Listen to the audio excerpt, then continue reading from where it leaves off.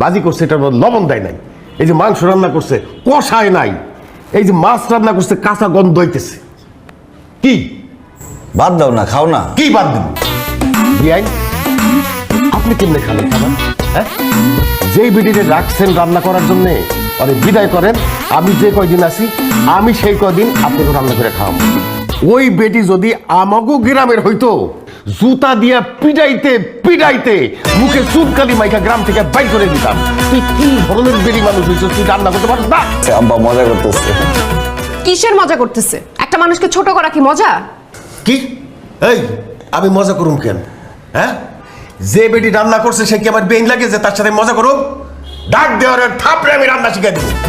আব্বা খাইলে খাও, না খাইলে বাদ দাও, চলো আমরা রেস্টুরেন্টে গিয়ে খাবো। আরে থাম, যেই বেটি রান্না করছে ওই বেটি ডাক দে, আমাকে ওরে থাপড়াইয়া এই সব রান্না যেগুলি করছে সেগুলি পাড়াইয়া খাওয়ামু। এই যে উনি রান্না করছে, উনি এইভাবে রান্ধে।